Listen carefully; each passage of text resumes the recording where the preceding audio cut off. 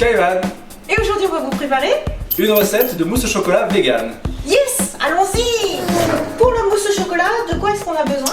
Alors on a besoin de pois chiches en conserve afin de récupérer l'eau des pois chiches qui va nous permettre de faire la mousse et aérer notre chocolat. On a acheté également un chocolat bio, 65% de cacao. Et on aura peut-être besoin d'un peu de lait d'amande. Voilà, pour essayer de diluer un petit peu et de faire fondre notre chocolat. Et tout ça, agriculture biologique. Et cette fois-ci, je prends la caméra. Alors, par quoi est-ce qu'on commence? Alors, l'ustensile principal, ça va être une passoire et un robot mixeur qui va nous permettre de faire cette fameuse mousse vegan. Donc j'ai fait qu'une fois la recette, hein, c'est la deuxième fois, donc j'espère que ça va marcher aussi. Donc j'avais acheté des pois chiches en bocal de verre pour éviter les pois chiches en conserve avec des bisphénol A. Très bonne idée. Si j'arrive à ouvrir. Alors, si on n'arrive pas à ouvrir, on peut essayer la technique de la cuillère. Voilà. Hop.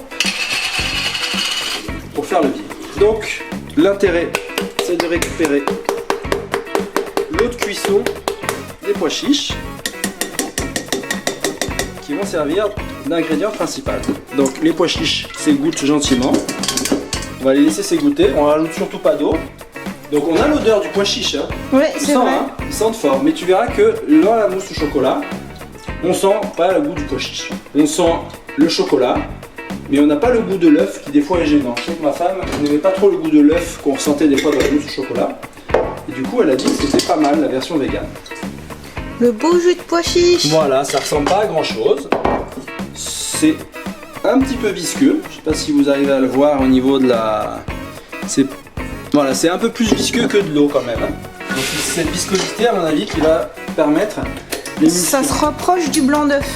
Voilà. Alors, chimiquement, là, je ne peux pas vous dire comment ça se passe. Si c'est une protéine du pois chiche qui joue son rôle. Donc, voilà, il faut laisser le robot travailler. On voit qu'il y a comme une mousse qui se forme dessus. En attendant, on va faire fondre notre chocolat, qui va être un beau chocolat. Vous goûtez? Noir sans être amer, comme j'aime. Ouais. Mais en deuxième bouche, il y a quand même un petit peu d'amertume. Délicieux. Mais très parfumé. En quelle quantité tu mets? Oh, une plaquette, moi. Et on est donc 200 grammes. C'est du chocolat à pâtisser, donc ouais, 200 grammes. Oui, 200 grammes. On peut en laisser un petit carreau cru, s'il y en a qui veulent. On est goûté cru aussi, parce qu'il est très bon cru. On va laisser 2 carreaux pour les gourmands, s'il y en a qui veulent le goûter tout seul. Alors, la fonte du chocolat.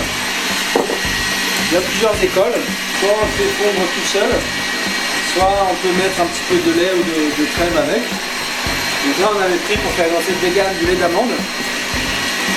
Et on va peut-être secouer un peu, non? Faut secouer un peu les laits végétales. Non, pas spécialement, non.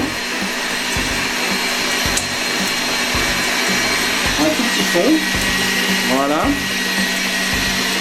Pour faire une sorte de ganache, mais qui n'est pas une vraie ganache. Et là, on peut mettre la puissance pas trop forte. Voilà, pendant 1 minute déjà, et on va voir. On regarde la mousse. Tu as vu comme c'est beau? Sublime. Alors moi, pour avoir voilà, bien le fond, je débraye un peu mon robot pour avoir vraiment bien le fond d'accu qui est racheté par les poches. Et on voit en faisant ça d'ailleurs que la mousse est vraiment dense.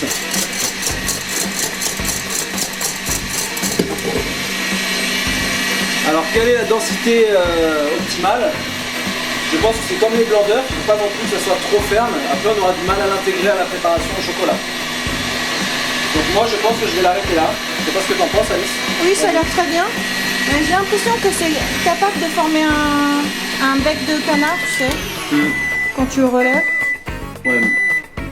Magnifique. Superbe. Qui ne tombe pas. Alors.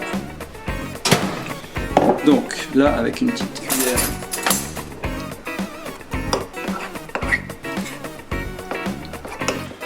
Donc mes carreaux de chocolat étaient un peu gros, on aurait pu le casser plus fin, mais ça m'a l'air de faire mal tout ça. Ça n'a pas l'air de trancher. Alors au niveau de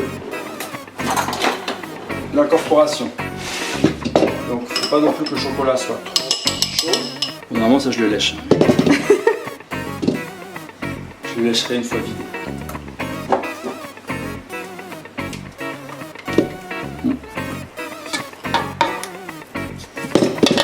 Donc là on a notre chocolat fondu et on va commencer à incorporer un peu la mousse. Donc c'est un petit peu plus souple, c'est plus souple, voilà. C'est-à-dire que ça va.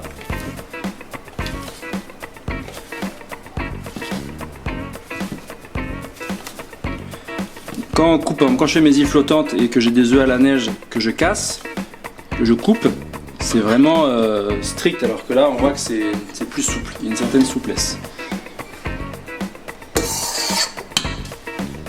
Donc tu l'incorpores en 3 fois?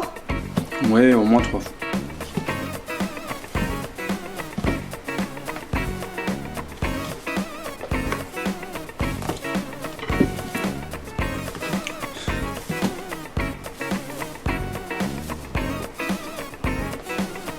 Donc on n'a pas mis de sucre, hein.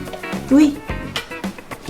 S'il y en a qui aiment plus le côté sucré que amer, ils peuvent éventuellement rajouter un peu de sucre si le cœur le rendit. Oui, sachant qu'en général, dans le chocolat, il y en a déjà... On a encore vaguement l'odeur de la C'est vrai. pois chiche, mais au goût, après, franchement, on peut pas dire qu'il y a une odeur de pois chiche. Donc on voit que ça garde tout son volume.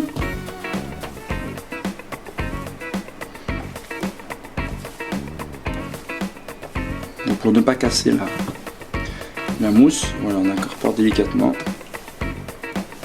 En soulevant la mousse. Voilà, en recouvrant la mousse. Voilà, et ensuite on va réserver au frais le temps que le chocolat durcisse.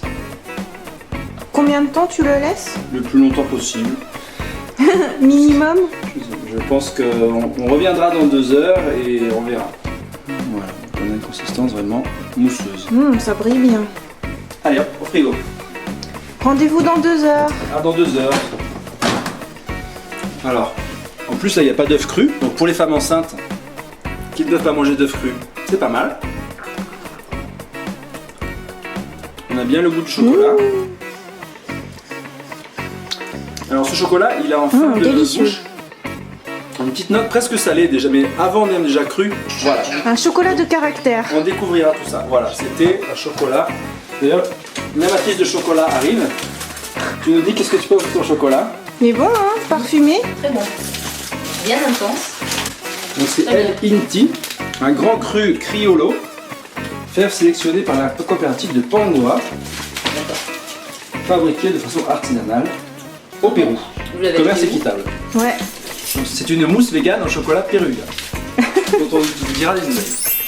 Voilà. Degustation time. Voilà, vous avez assisté à la préparation de notre mousse au chocolat vegan, Ouh. qui a eu le temps de prendre au frigo. On peut la présenter en verrine, ce qui est plus facile à servir, parce que des fois la mousse au chocolat, c'est un petit peu moins beau quand c'est servi. Mais... Oh, la texture a l'air super. La texture a l'air super parce que quand t'as passé la cuillère, ça faisait un petit... On entendait les bulles. Voilà, Les avec bulles d'air. une consistance réellement mousseuse, comme on peut l'attendre d'une vraie mousse au chocolat. On va déjà déguster seul la mousse au chocolat. Donc On sent bien le chocolat. Hein. on sent bien le chocolat du Pérou. Allez, Ouais. dégustons alors. La texture est parfaite. Pour moi, c'est impossible de dire qu'il n'y a pas de blanc d'œuf dedans. Ouais. C'est-à-dire qu'au niveau du C'est vraiment... visuel et en bouche, franchement, je suis très content. Ouais, c'est une belle réussite.